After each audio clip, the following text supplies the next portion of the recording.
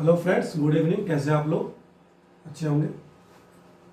Previous lecture में हमने देखा था हाई कोर्ट से रिलेटेड प्रोविजन जो भी थे कॉन्स्टिट्यूशन में मेंशन किए गए थे, उसको हमने कल देखा था आर्टिकल वाइज। आज का जो हमारा टॉपिक है, दो टॉपिक कवर करेंगे। हाई कोर्ट का क्षेत्राधिकार एवं शक्तियाँ और सब ऑर्डिनेट कोर्ट, ठीक है, अधीनस्थ न्यायालय, powers and jurisdiction of high court, ठीक है। तो जो अधीनस्थ न्यायालय की बात की गई है वो पार्ट 6 में ही है। ओके, हाईकोर्ट के क्षेत्राधिकार की भी इसे हम आर्टिकल के थ्रू डिस्कस करते हैं। सबसे पहले देखते हैं आर्टिकल, इसका क्षेत्राधिकार और शक्तियां क्या क्या हैं। सबसे पहले इसकी जो क्षेत्राधिकार है, क्या बात की गई, अभिलेखीय न्यायालय, मतलब कोर्ट ऑन अभिलेखीय न्यायालय, इसकी बात की गई इसमें आर्टिकल 215 में। दूसरी जो बात की गई, क्या इसका क्षेत्राधिकार कौन सा दूसरा, वर्तमान हाई कोर्ट के अधिकारिता, ठीक है, वर्तमान हाई कोर्ट की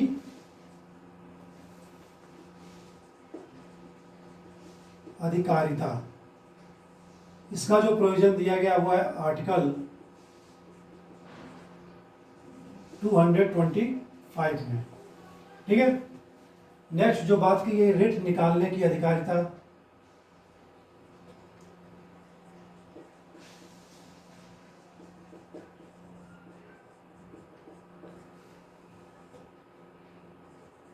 रिट निकालने की अधिकारिता।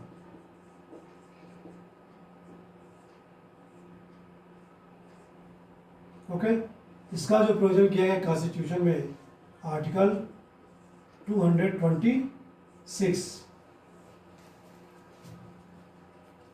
और लास्ट रिट निकालने की अधिकारिता, ओके। और आर्टिकल 227 बात है किस पे, पर्यवेक्षी अधिकारिता, यानी सुपरवाइजरी अधिकारिता की।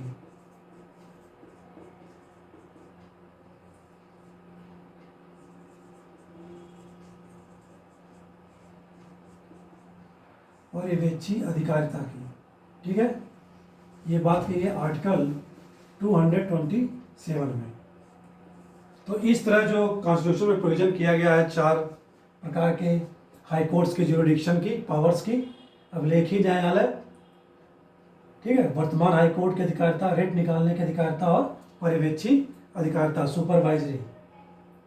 ओके, हम देखते हैं आर्टिकल 215 में क्या बात की गई है।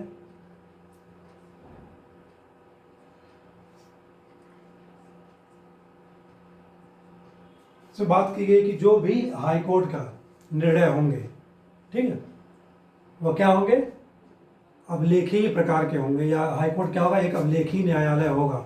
उसका क्या है, उसके निर्णयों की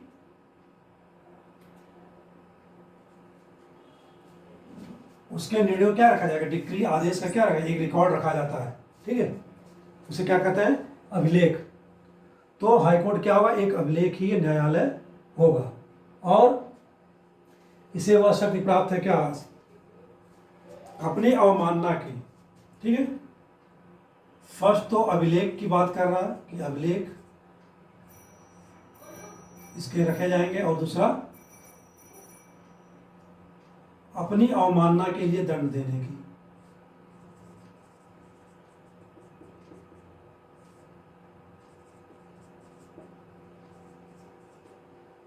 ठीक है। तो जो भी निर्णय हाई कोर्ट द्वारा दिए जाते हैं, अगर किसी व्यक्ति द्वारा या किसी संस्था द्वारा क्या है, उसके निर्णयों में पर क्या कहते हैं, उंगली उठाई जाती है, या उसके अगेंस्ट में कुछ बात की जाती है, उसे क्या है, वो हाई कोर्ट की अवमानना के अधीन आता है। और ऐसे में हाई कोर्ट क्या है, उसे दंड दे सकता है, किसी व्यक्ति को या किसी संस्था को। ठीक है, सुप्रीम कोर्ट में भी देखा हमने अवमानना के दंड, वहाँ पर सुप्रीम कोर्ट कितने वर्ष तक की सजा का प्रावधान करता था अपनी अवमानना के लिए? 6 वर्ष और 2000 रुपीज का क्या जुर्माना, या दोनों। सेम चीज़ें यहाँ भी हैं, हाई कोर्ट से भी रिलेटेड। ओके, नेक्स्ट आर्टिकल जो इसमें बात की गई क्या कि वर्तमान हाई कोर्ट की अधिकारिता। वर्तमान हाई कोर्ट की अधिकारिता से मतलब है क्या कि जो संविधान के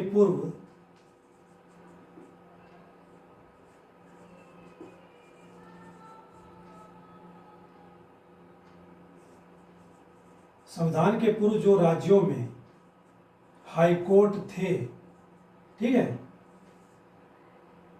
ठीक, संविधान से पूर्व जितने राज्य थे, जो राज्यों में हाई कोर्ट थे, उनकी जो भी अधिकारिता उस समय थी, जुरिडिक्शन जो भी था, वही क्या है, आज के हाई कोर्ट्स के भी जुरिडिक्शन की अधिकारिता में या अधिकारिता जुरिडिक्शन में आएंगे। ठीक है, तो ये बात करता है संविधान के पूर्व जितने भी हाई कोर्ट्स थे राज्यों में, वही अधिकारिता क्या होगी, आज के वर्तमान के हाई कोर्ट्स के अधिकारिता के क्षेत्र में आएंगे। ठीक है, ओके, इन दोनों आर्टिकल में ज़्यादा बातें नहीं है। नेक्स्ट आर्टिकल जो हमारा आर्टिकल 226, रिट निकालने की अधिकारिता। रिट निकालने की अधिकारिता सुप्रीम कोर्ट की तरह ही इसके पास भी है, हाई कोर्ट के पास आर्टिकल 226 के थ्रू, और सुप्रीम कोर्ट में कहा देखा था हमने आर्टिकल 32। ठीक है, तो रिट निकालने की जो अधिकारिता है, हाईकोर्ट निकाल सकता है कब, जब नागरिकों के मूल अधिकारों से संबंधित कोई मामला हो। ठीक है, फर्स्ट जो भाग 3 में प्रावधान किए गए हैं, मूल अधिकार फंडामेंटल राइट्स की बात की गई है नागरिकों के, सिटीजन्स के, उससे रिलेटेड कोई मामला हो, या कोई अन्य कानूनी जो अधिकार क्या है नागरिकों को दिए गए हैं, कानूनी अधिकार जो संसद या राज्य विधानमंडल द्वारा बनाए गए हैं।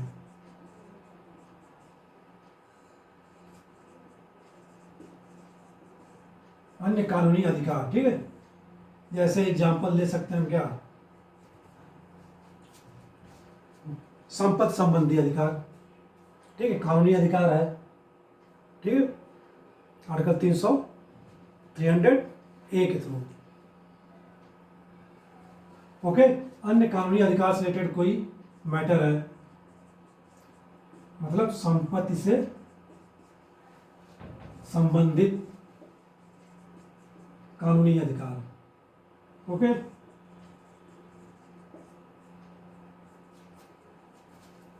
इन दो केसेस में क्या है कि हाई कोर्ट द्वारा क्या है, रिट जारी किया जा सकता है।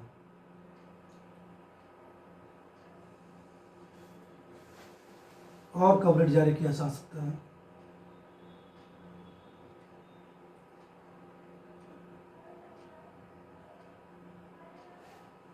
कोई प्राधिकरण है, ठीक, अथॉरिटी है, या कोई व्यक्ति है, या सरकार, ठीक, इनके खिलाफ भी क्या, इनके अगेंस्ट भी क्या है, रिट जारी किया जा सकता, किसके द्वारा,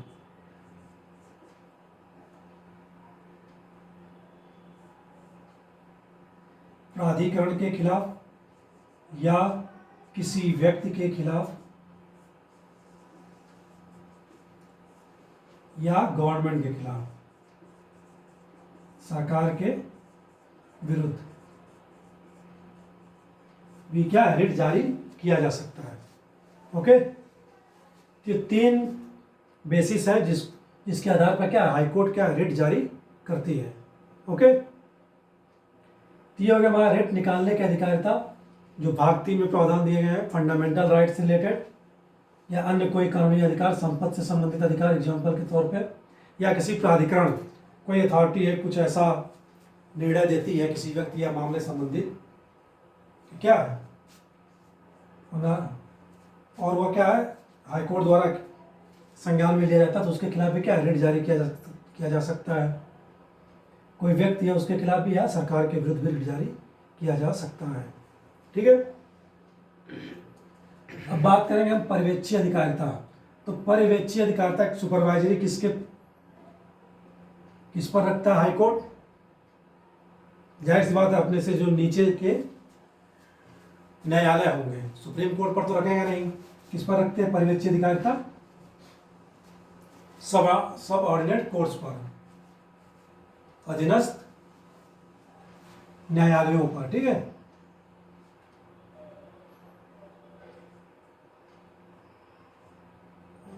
ये मिस्टेक हो गया क्या?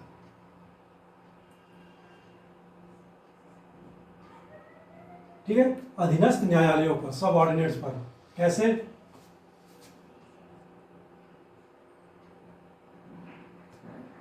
अधीक्षण कर सकती है, नियंत्रण के थ्रू, और निर्देशन या डायरेक्शन भी दे सकती है।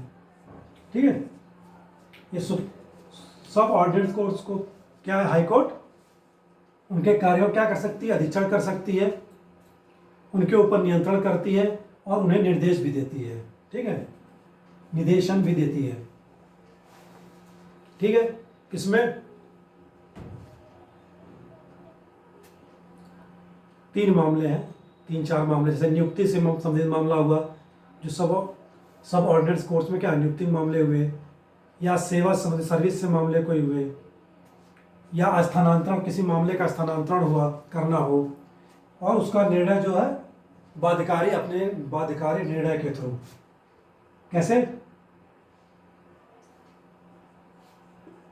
कैसे करती है अधीक्षण और निर्देशन नियंत्रण? पहला, नियुक्ति। जो नियुक्ति होती है जजों की, वो किसके द्वारा की जाती है? हाईकोर्ट के परामर्श पर राज्यपाल द्वारा। ठीक है, कौन करता है नियुक्ति? राज्यपाल करेगा नियुक्ति लेने में, लेकिन इसमें क्या है, हाईकोर्ट का परामर्श की जरूरत है। ठीक है, गवर्नर द्वारा नियुक्ति की जाती है, किसके परामर्श पर? हाईकोर्ट के परामर्श पर। जिला न्यायाधीशों की नियुक्ति जो होती है, जिला न्यायाधीशों की नियुक्ति, ठीक है, गवर्नर द्वारा हाईकोर्ट के परामर्श पर की जाती है। ये नियुक्ति से संबंधित इसका पर्यवेक्षी अधिकारिता हो गया। ठीक है, या न्यायिक सेवा में जो लगे हुए व्यक्ति हैं, राज्य की न्यायिक सेवा में, ठीक है, व्यक्तियों की नियुक्ति के मामले में भी क्या है,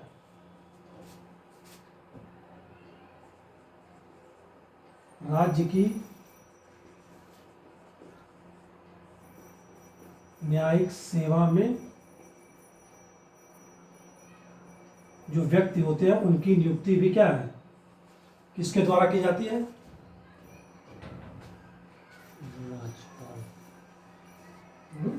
राज्यपाल।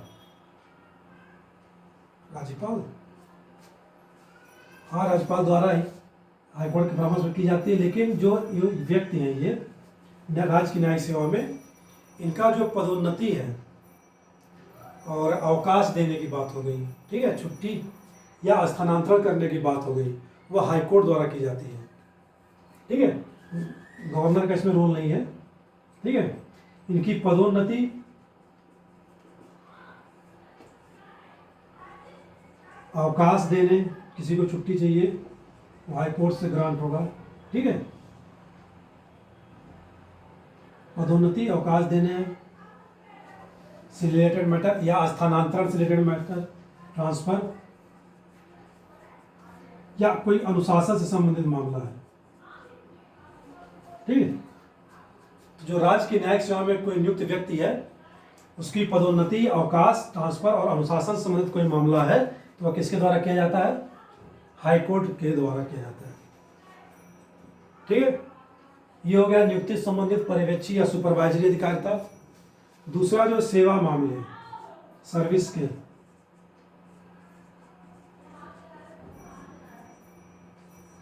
सेवा मामले में मेनली यही आता है, राज्य की न्यायिक सेवा में जो व्यक्ति हैं, उनकी पदोन्नति वाली बात है। इसमें भी वही बात है। ठीक है, राज्य की जो सेवा मामले हैं, किसके द्वारा देखा जाता है? जो राज्य की न्यायिक सेवा में व्यक्ति नियुक्त हैं, मेनली ये चीज़ें क्या है इसमें, सेवा मामले में। ठीक है। और तीसरा पॉइंट, मामलों का स्थानांतरण। जो भी लंबित मामले चल रहे हैं,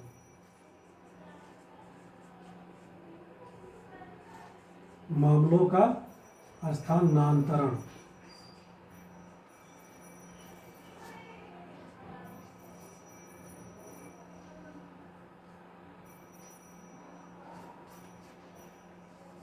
वापस लेने का।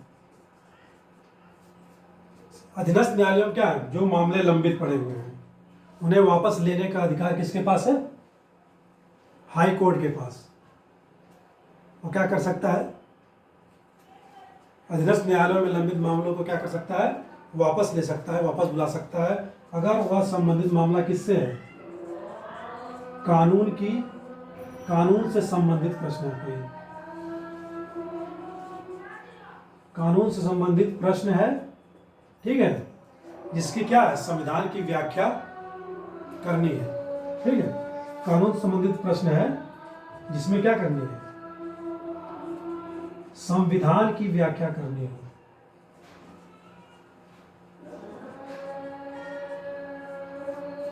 संविधान की व्याख्या से रिलेटेड प्रश्न है, तो उसका क्या है? वापस हुआ हाईकोर्ट क्या करेगा? अपने पास मंगा लेगा। ओके।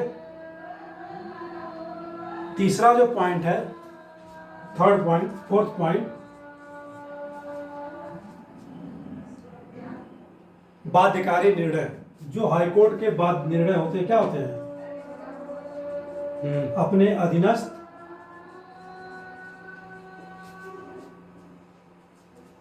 अधीनस्थ जितने भी न्यायालय हैं, ठीक है, उन पर क्या है? बाध्यकारी है। तो अधीनस्थ न्यायालय से मतलब यहाँ दूसरे स्टेट से नहीं है, उसके जो क्षेत्राधिकार में क्षेत्र आ रहा, जैसे कि इलाहाबाद हाई कोर्ट है यूपी में, तो यूपी में जितने अधीनस्थ न्यायालय होंगे उनके लिए बाध्यकारी है, ना कि अलग स्टेट के लिए, जैसे एमपी के अधीनस्थ न्यायालय। लेकिन हमने क्या देखा था सुप्रीम कोर्ट में, उसके निर्णय पूरे भारत के न्यायालयों के लिए क्या है? बाध्यकारी है, क्योंकि वो शीर्ष लेवल पर है ना। सुप्रीम कोर्ट सबसे ऊपर है, उसके नीचे सारे क्या है? हाई कोर्ट, फिर लोअर कोर्ट्स हैं, एकल न्याय प्रणाली है। लेकिन हाई कोर्ट्स क्या है? अलग अलग स्टेट में अलग अलग है, तो उनका क्षेत्राधिकार सिर्फ राज्य के बाउंड्रीज के अंदर जो भी अधीनस्थ न्यायालय है उनके निर्णयों तक क्या है? हाई कोर्ट का निर्णय क्या होता है? ऑब्लिगेटरी है या बाध्यकारी है, बाउंडेड है। ओके। ये हो गया इसके पर्यवेक्षी अधिकारिता, रेट निकालने की अधिकारिता, वर्तमान हाई कोर्ट की अधिकारिता और अभिलेखीय न्यायालय। इसके अलावा भी कुछ महत्वपूर्ण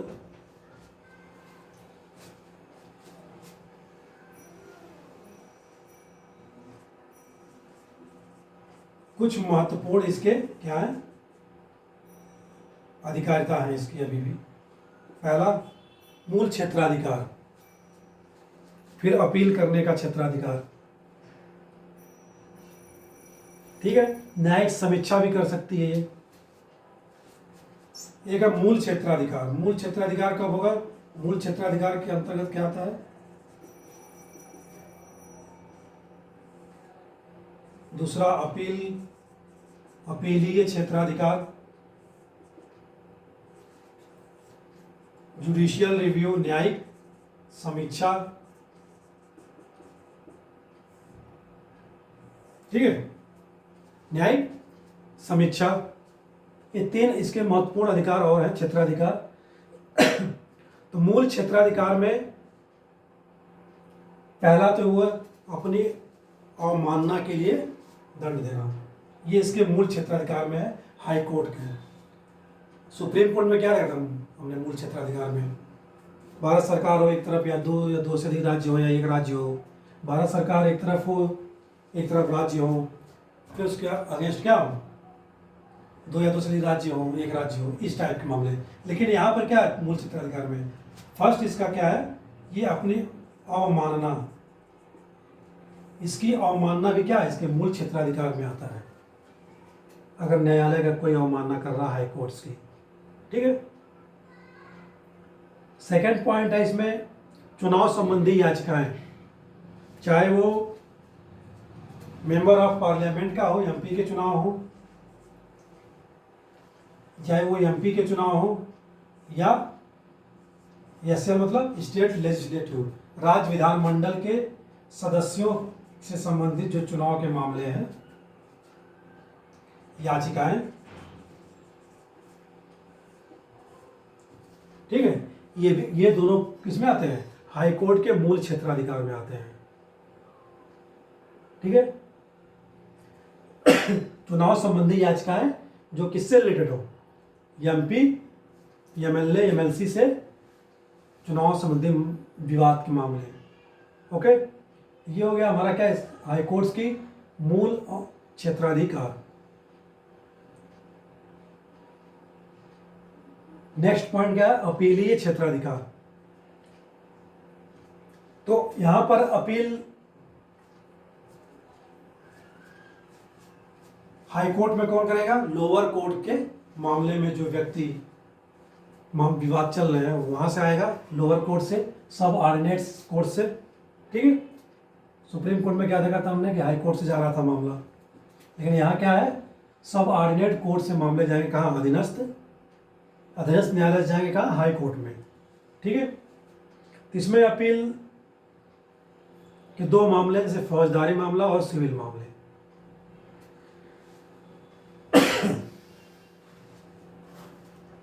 ठीक है। सिविल मामले भी हमने देखा था किसमें, सुप्रीम कोर्ट में सिविल मामले में कौन कौन से आते हैं, दो तरह से अपील की जा सकती है हाई कोर्ट में, फौजदारी मामला और सिविल मामला। फौजदारी मामला मतलब आपराधिक, सिविल मामले मतलब दीवानी मामले, यानी धन संपत्ति से रिलेटेड, तलाक, शादी, विवाह, किराए मकान मालिक में विवाद हो, अनुबंध से रिलेटेड कोई कॉन्ट्रैक्ट से रिलेटेड विवाद हो। ठीक है। ये सब मामले सिविल में आते हैं, इसमें दंडात्मक कार्रवाई नहीं है। तो इसके खिलाफ क्या है, अगर लोअर कोर्ट से आपको जाना है हाई कोर्ट, तो क्या अपील की जा सकती है। और फौजदारी मामले में कौन से आते हैं, आपराधिक मामले, नाम ही इसका आपराधिक है, हत्या, रेप, किसी को शारीरिक क्षति पहुंचाना, चोरी, डकैती। ठीक है। ये सब मामले किस आते हैं, फौजदारी में। फौजदारी में तब जाता है व्यक्ति जब किसी को किसी केस में क्या हो, 7 वर्ष से अधिक की सजा हो। ठीक है। Greater than 7 years. फौजदारी मामले में अगर 7 वर्ष से अधिक की सजा हुई है तो आप अपील कहाँ कर सकते हैं, हाई कोर्ट में। ओके। तो ये हो गया हमारा अपीलीय क्षेत्राधिकार इसका, हाई कोर्ट का। न्यायिक समीक्षा, जुडिशियल रिव्यू। तो जुडिशियल रिव्यू हाई कोर्ट्स को कहां से मिलती है,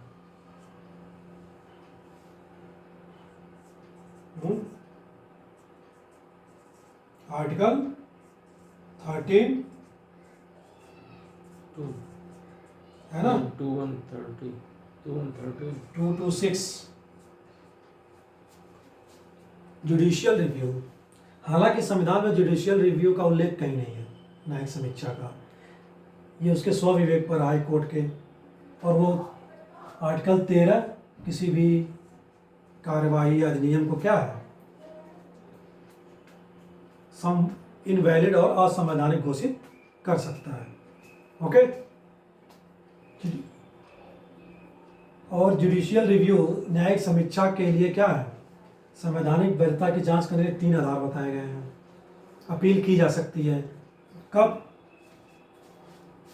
3 आधार कौन कौन से हैं, जब भाग 3 के यानी फंडामेंटल राइट्स के क्या हो, उल्लंघन हो रहा हो, जो सिटीजन्स के क्या देंगे, भाग 3 के फंडामेंटल राइट्स। ठीक है। इसके द्वारा न्यायिक समीक्षा में की जा सकती है। दूसरा, किसी अथॉरिटी द्वारा कोई ऐसा कार्य किया गया जो उसके कार्य क्षेत्र से बाहर है। ठीक है। सेकंड, किसी प्राधिकरण द्वारा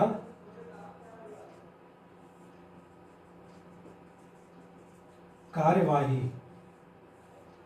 कोई अथॉरिटी है जो कोई कार्यवाही कर रही है लेकिन वह कार्यवाही उसके अधिकार क्षेत्र से क्या है, बाहर है, तब ऐसे में हाईकोर्ट द्वारा क्या है, न्यायिक समीक्षा की जा सकती है। या कोई ऐसा अधिनियम या संवैधानिक कार्य है, कोई अधिनियम या कोई कार्यवाही है जो क्या है, संविधान के प्रावधानों के प्रतिकूल हो। ठीक है, अगेंस्ट हो, संविधान के प्रावधानों के क्या है, अनुकूल हो, प्रतिकूल, सॉरी, संविधान के प्रतिकूल, प्रावधानों के क्या हम, प्रतिकूल हो। ठीक है, तो ये हो गई इसकी न्यायिक समीक्षा की बेसिस 3 है। ठीक है, भाग 3, प्राधिकरण और संवैधानिक प्रावधानों के प्रतिकूल। आर्टिकल 13 और आर्टिकल 226 से क्या है, इसको पावर्स मिलती है न्यायिक समीक्षा करने की, हाई कोर्ट्स को। ओके, तो ये हो गया हमारा हाई कोर्ट का क्षेत्राधिकार एवं शक्तियां। वो कपड़ा बाहर है क्या, देखिए भिगो लीजिएगा।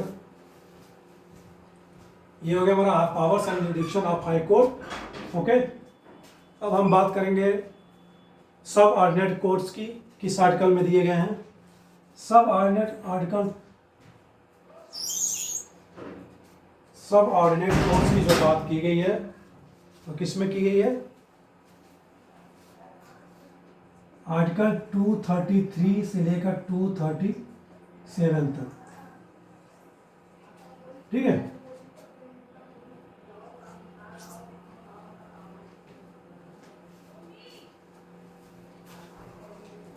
धन्यवाद। ज़्यादा ढीला हो गया है ना, खाएगा ही नहीं। तो सब ऑर्डिनेट कोर्ट्स की बात की है किसमें, 233 से लेकर 237 तक। इसे हम लोग आर्टिकल के थ्रू देखते हैं।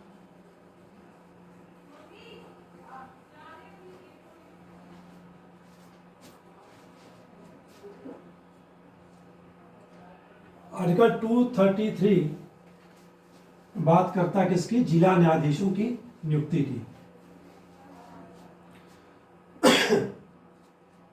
ओके, तो आर्टिकल, पानी लगा है क्या इसमें,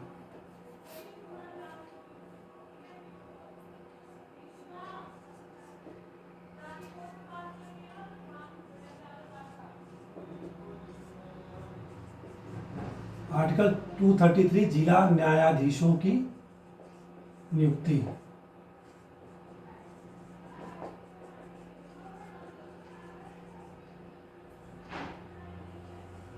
ठीक है, तो जिला न्यायाधीशों की नियुक्ति किसके द्वारा की जाती है,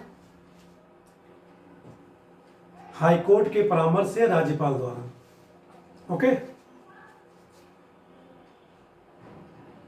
हाई कोर्ट के परामर्श पर किसके द्वारा की जाएगी, स्टेट के गवर्नर द्वारा।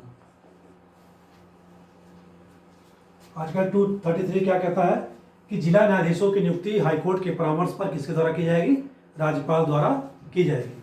ओके, इसी आर्टिकल में इसकी योग्यता भी बताई गई है कि कोई व्यक्ति कब जिला न्यायाधीश नियुक्त हो सकता है।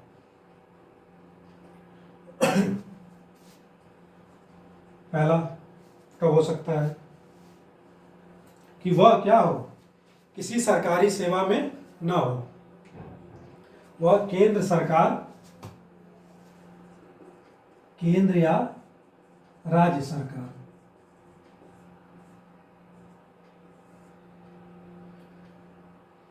क्या हो, सरकारी सेवा में न हो, गवर्नमेंट ऑफिसर, सरकारी सेवा में, गवर्नमेंट सर्विस में ना हो, पहला कंडीशन। ठीक है, ओके। सेकंड कंडीशन क्या बात करता है कि उसने क्या किया हो, 7 वर्ष तक अधिवक्ता का कार्य किया हो, मिनिमम 7 ईयर्स, कम से कम 7 वर्ष तक क्या किया हो, अधिवक्ता का कार्य। ठीक है, कम से कम 7 वर्ष तक क्या किया हो, अधिवक्ता का कार्य उसने किया हो। ठीक है, तीसरा पॉइंट कि उसकी नियुक्ति के लिए हाई कोर्ट ने क्या किया हो, सिफारिश की हो। ठीक है, यहां तो परामर्श है ही इसमें। जब तक तीसरा पॉइंट नहीं होगा, इन दोनों के होने के बावजूद भी क्या है, नियुक्ति राज्यपाल द्वारा नहीं की जा सकती। किसी व्यक्ति के नाम की सिफारिश किसके द्वारा की जाएगी, हाई कोर्ट द्वारा। किसी व्यक्ति के क्या किया जाए, जिला न्यायाधीश बनाया जाए, हाई कोर्ट द्वारा सिफारिश की गई हो।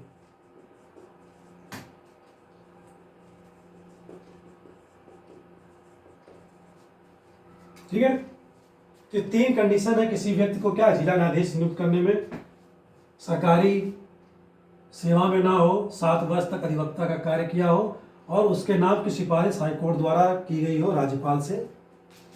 ओके,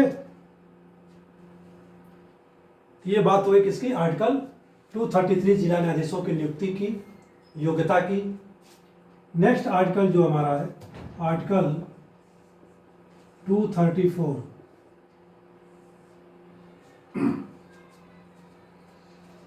234 बात करता है किसकी, जिला न्यायाधीशों के अतिरिक्त अन्य न्यायाधीशों की नियुक्ति की। ठीक है, अन्य न्यायाधीशों की नियुक्ति।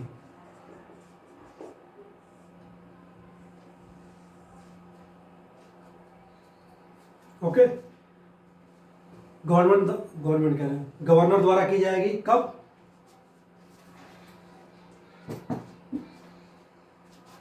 यहां भी क्या है, अन्य न्यायाधीशों की नियुक्ति की जाती है किसके द्वारा,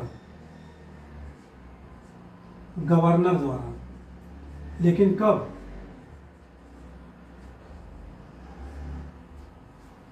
हाईकोर्ट के परामर्श पर। तब राज्य लोक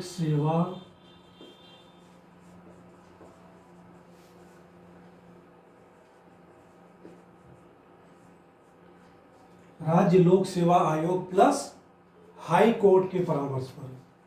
एग्जाम्स होते हैं जुडिशरी के, राज्य लोक सेवा आयोग कराती है।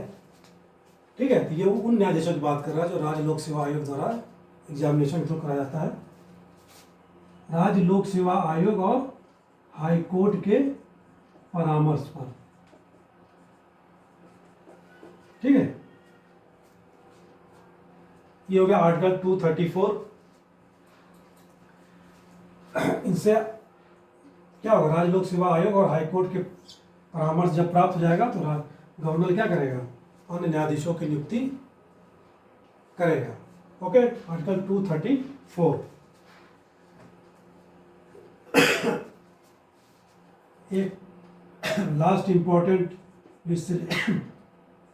आर्टिकल है इससे रिलेटेड, 235 अधीनस्थ न्यायालयों का। क्या बात करता है, इसके नियंत्रण की बात की जाती है किस पर, अधीनस्थ न्यायालयों पर। अधीनस्थ न्यायालयों को हम लिखेंगे क्या, एससी, यानी सब ऑर्डिनेट कोर्ट्स पर नियंत्रण किसके द्वारा, हाई कोर्ट द्वारा।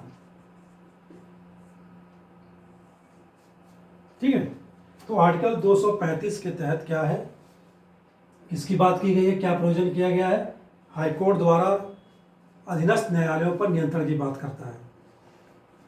कैसे,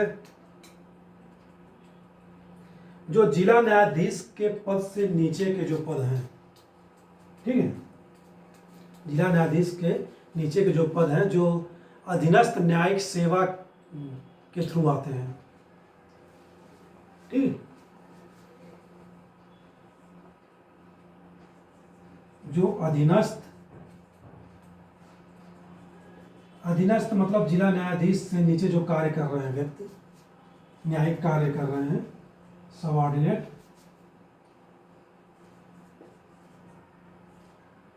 अधीनस्थ न्यायिक सेवा के व्यक्ति, इनसे क्या रिलेटेड है? इनकी पोस्टिंग, पदोन्नति और अवकाश देने संबंधी जो कार्य किया जाता है वो क्या है? हाई कोर्ट द्वारा किया जाता है। पदोन्नति, अवकाश देने,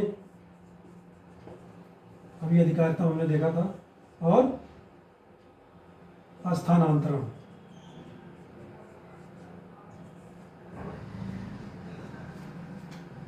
ठीक है, तो जो जिला न्यायाधीश के अतिरिक्त जो उसके अधीनस्थ न्याय सेवा के अधीन जो व्यक्ति हैं उनकी पदोन्नति, पोस्टिंग करना, अवकाश कर देना और स्थानांतरण करना किसके द्वारा किया जाता है? हाई कोर्ट द्वारा। हालांकि ठीक है, ये सारी शक्ति किसके पास है? पदोन्नति, अवकाश, स्थानांतरण और पोस्टिंग हाई कोर्ट के पास है।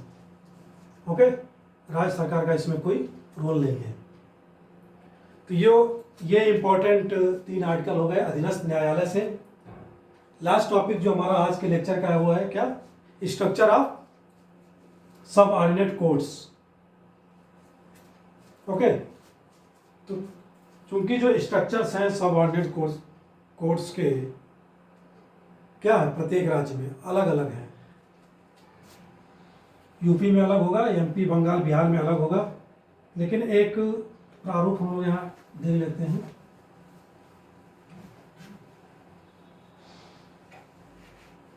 बिट लिख रहा है, ज़्यादा अच्छा से आई दे दिया है।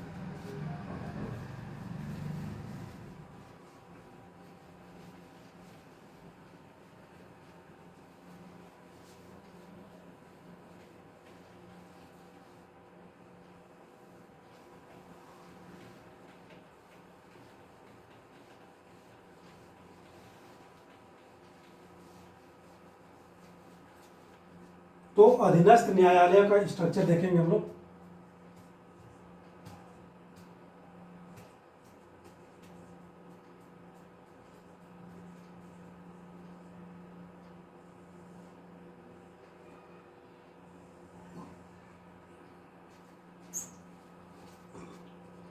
अधीनस्थ न्यायालयों का स्ट्रक्चर कितने प्रकार का? 3। ओके, कौन कौन 3?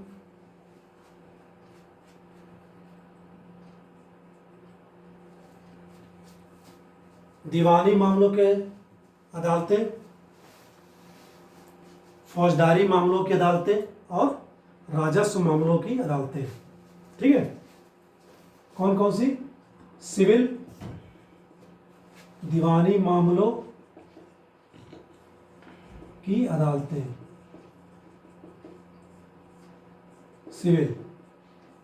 सिविल कोर्ट, फौजदारी यानी आपराधिक,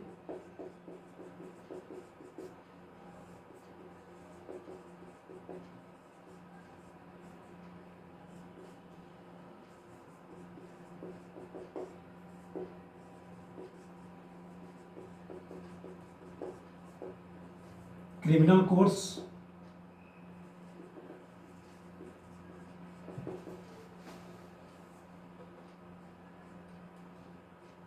कोर्ट्स, और राजस्व मामलों की अदालतें, रेवेन्यू।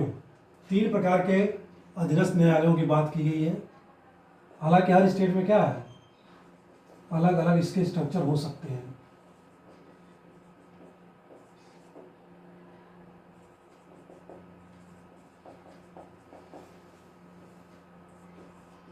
रिवेन्यू कोर्ट, ठीक है। तो दीवानी मामलों की अदालतों में, सिविल कोर्ट्स में मैंने पीछे देखा कौन कौन से मामले आते हैं। ठीक है, इसमें 3 न्यायालय होते हैं दीवानी मामलों के न्यायालय में। एक तो जिला न्यायालय होता है, जिले पर जिला न्यायालय, डिस्ट्रिक्ट कोर्ट जिसे कहते हैं। दूसरा अधीनस्थ न्यायालयों के न्यायालय, अधीनस्थ न्यायाधीशों के न्यायालय। ठीक है, अभी हम लोग जिला न्यायाधीश की बात कर रहे थे, वो यहाँ पर होता है। उसके नीचे क्या है, जो अधीनस्थ न्यायालय आएंगे, इस जिला के न्यायालय के जो सबऑर्डिनेट होंगे। ठीक है, छोटे वाले न्यायालय न्यायाधीश, अधीनस्थ न्यायाधीशों के न्यायालय। तीसरा मुंसिफ अदालतें होती हैं। मुंसिफ नाम सुने होंगे। मुंसिफ क्या है, अरबी वर्ड है, मुंसिफ अदालतें। अभी हर स्टेट्स में है कि नहीं ये नहीं पता, लेकिन ये स्ट्रक्चर्स हैं। ठीक है, ऐसा राज्य बना सकती है मुंसिफ अदालतें। डिस्ट्रिक्ट लेवल पर जिला न्यायाधीश की बात की थी अभी हमने, वो जिला न्यायालय में होता है। उससे नीचे अधीनस्थ न्यायाधीशों का न्यायालय होता है। ठीक है, मुंसिफ अदालत क्या होती है? मुंसिफ क्या है, एक अरबी शब्द है, अरबी। मुस्लिम शासक रहे हैं। ठीक है, मुंसिफ का मतलब है छोटा न्यायाधीश। इसका अर्थ क्या है, सबसे छोटा न्यायाधीश होता है ये जिले पर।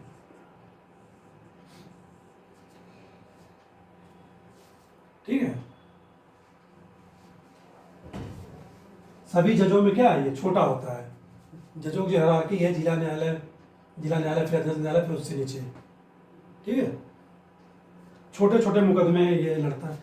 इसके सामने क्या आते हैं, छोटे छोटे मुकदमे ये देखता है। जजों में सबसे छोटा, हालांकि ये सब न्यायिक टर्म है, उतना जानने की जरूरत नहीं है, इतना जान लेते हैं स्ट्रक्चर। ठीक है, जजों में छोटा, सबसे छोटा मार्च। ठीक है, छोटे मुकदमे, छोटे छोटे मामले देखता है। इसका डिटेल में लॉ वाले पढ़ेंगे। ठीक है, हम लोग जीएस के हिसाब से इतना बहुत है। ओके, ये हो गया हमारा दीवानी मामलों की 3 अदालतें। बात, दीवानी मामलों में कौन कौन से मैटर्स आते हैं, इसका क्षेत्राधिकार कहाँ है, किन किन मैटर्स पर।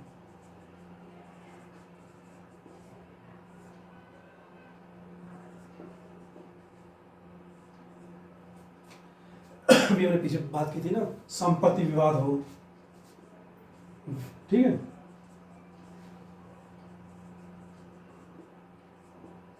तलाक से रिलेटेड हो, विवाह से संबंधित विवाद हो,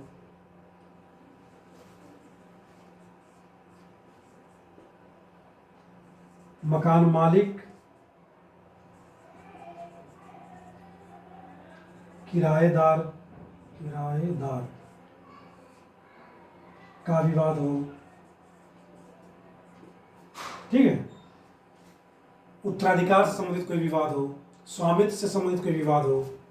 ठीक है, उत्तराधिकार, स्वामित्व। ठीक है, इनसे संबंधित जो विवाद आते हैं वो किसमें आते हैं, दीवानी मामलों में, दीवानी अदालतों में। और इसमें कहाँ इनकी सुनवाई होती है, जिला न्यायालय, मुंसिफ अदालत। ठीक है, ये हायरार्की है नीचे से ऊपर। ठीक है, इन अदालतों में क्या है, दंड का प्रावधान नहीं है। अब किसी को तलाक लेना तो ऐसा तो है नहीं, तलाक दे के एक पक्ष को जेल भेज दिया जाएगा, दंड दे दिया जाएगा। ठीक है, इसमें ऐसा दंड का प्रावधान नहीं है। दूसरी जो हमारा स्ट्रक्चर है अधीनस्थ न्यायालयों का, क्या है, फौजदारी या आपराधिक मामले। इसमें भी 3 प्रकार के न्यायालय हैं, जिसको क्या है, सेशन कोर्ट बोलते हैं, यानी सत्र न्यायालय। जिला न्यायालय के बराबर ही है ये, फर्स्ट होगा ना। ये सब आपराधिक मामले देखती है। दूसरा, मुख्य न्यायिक मजिस्ट्रेट की अदालत।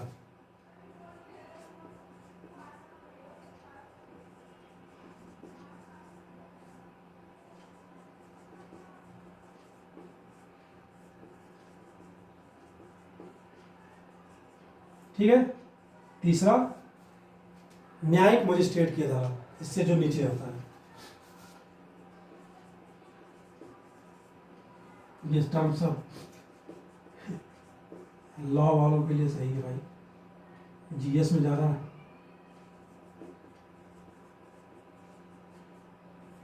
ठीक है। तो फौजदारी मामलों की अदालतें कितने प्रकार की होती हैं? 3 प्रकार की। सत्र न्यायालय, मुख्य न्यायिक मजिस्ट्रेट की अदालत और न्यायिक मजिस्ट्रेट की अदालत। इसकी हायरार्की नीचे से ऊपर है। इसमें कौन कौन किसके क्या क्षेत्राधिकार है? क्षेत्राधिकार यानी कौन कौन से सब्जेक्ट पर क्या है, ये सुनवाई कर सकता है। आपराधिक मामले में कौन कौन से आते हैं? चोरी, डकैती, रेप। ठीक है। चोरी, डकैती, बलात्कार यानी रेप, हत्या, इस टाइप के जो मामले हैं क्या है, फौजदारी आपराधिक मामले में आते हैं और इनकी सुनवाई कहाँ होती है? सत्र न्यायालय, मुख्य न्यायिक मजिस्ट्रेट की अदालत और न्यायिक मजिस्ट्रेट की अदालत में। और इसमें क्या है, दंड का प्रावधान होगा ही, जाहिर सी बात है, दंड का प्रावधान। हत्या, शारीरिक आक्रमण कर रहे हैं आप किसी के ऊपर, मार झगड़ा करते हैं ना लाठी डंडा से, ठीक है, इसमें भी दंड का प्रावधान है।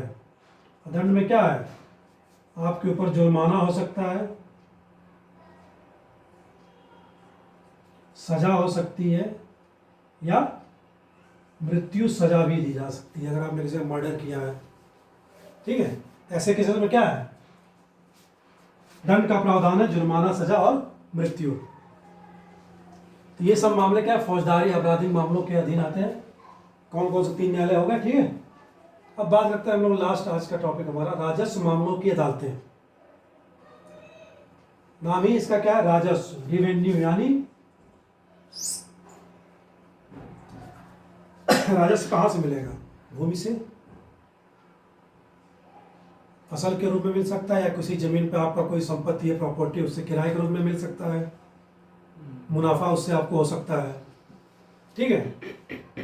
हालांकि देखा जाए तो ये क्या है, दीवानी मामलों की तरह ही है, दीवानी मामलों की प्रकृति की तरह ही है ना। दीवानी, लेकिन इनका क्षेत्राधिकार दीवानी अदालतों का इस पर नहीं होता, इसके लिए अलग कोर्ट है। क्या, दीवानी मामलों की प्रकृति की है।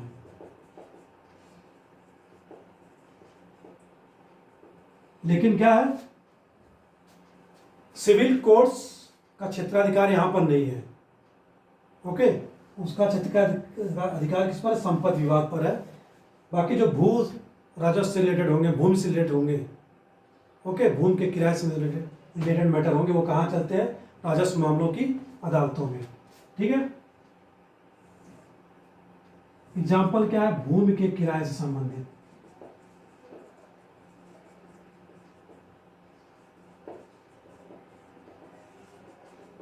ठीक है, राजस्व मिल रहा हो भूमि से, या क्या मिल रहा हो, मुनाफा, कोई प्रॉफिट गेन कर रहे हैं आप भूमि से,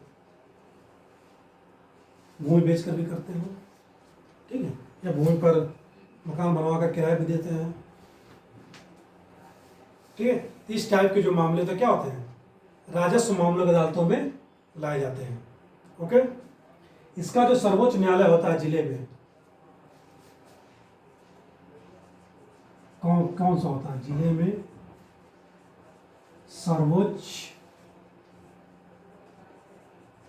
न्यायालय, एनी आइडिया? ये सब तो सुने थे हम लोग, सत्र न्यायालय, अधीनस्थ न्यायालय। उसका नाम होगा राजस्व मंडल।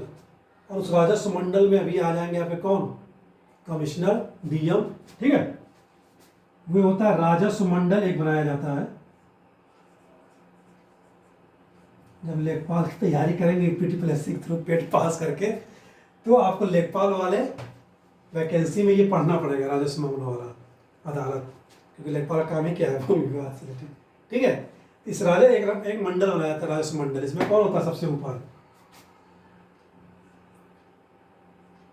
कमिश्नरी है भारत में, कमिश्नरी क्षेत्र, कमिश्नर बनाए जाते हैं, मंडल बनाए जाते हैं कई जिलों को मिला के 3, 4, 5 जैसी सुविधा अनुसार। उसमें एक कमिश्नर होता है, इसको क्या बोलते हैं, आयुक्त, सबसे ऊपर, या आयुक्त। पेट एग्जामिनेशन की डेट आ गई, भरे थे फॉर्म? मेरा भी 29 को है अयोध्या में, एडमिट कार्ड आ गया क्या? मैसेज आया था, राम लला के दर्शन करके आया जाएगा, ठीक है। फिर इसके नीचे कौन होता है, कलेक्टर, जो हम लोग क्या थे, बनने आए थे लेकिन बन नहीं पाए। अभी क्या बन ही नहीं सकते जन्म में, अटेम्प्ट खत्म, एज खत्म, इसे पढ़ा रहे हैं तो क्या होगा, कलेक्टर, ओके। हालांकि अभी भी चांस है एसडीएम बनने का, एसडीएम से डीएम मुश्किल है लेकिन बन सकते हैं, ठीक है। तो कलेक्टर, इसके नीचे तहसीलदार, ओके। राजस्व मंडल में कौन कौन।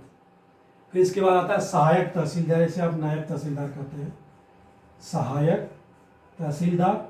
नीचे जाएंगे तो सबसे नीचे आ जाएगा आपका लेखपाल, अच्छी पोस्ट है लेखपाल का,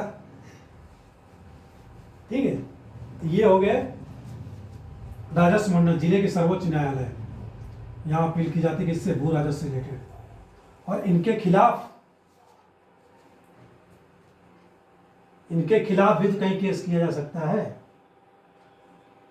केस नहीं मतलब फैसलों के, इनके फैसले के विरुद्ध कहीं अपील की जा सकती है। स्टेट में क्या होता है, रेवेन्यू बोर्ड होता है ना। तो राजस्व मंडल के खिलाफ अपील कहाँ होगी, राजस्व बोर्ड में, जिसमें क्या है, बड़े बड़े जो सीनियर्स आईएएस अधिकारी होते हैं या प्रशासन के अधिकारी होते हैं राजस्व, वो होते हैं राजस्व बोर्ड में, ठीक है। तो इनके राजस्व मंडल के खिलाफ अपील कहाँ जा सकती है, राजस्व बोर्ड में, रेवेन्यू बोर्ड्स में। तो ये हमने स्ट्रक्चर दे लिया अधीनस्थ न्यायालय सबऑर्डिनेट कोर्ट्स के 3 प्रकार के, दीवानी, फौजदारी और राजस्व। और हमने हाई कोर्ट से संबंधित क्षेत्राधिकार और क्या देखा, हाई कोर्ट से पावर्स, ओके। आज के लेक्चर में हम यहीं पे एंड करते हैं, कल हम नेक्स्ट चैप्टर उठाएंगे, ओके। नमस्कार, शुभ रात्रि।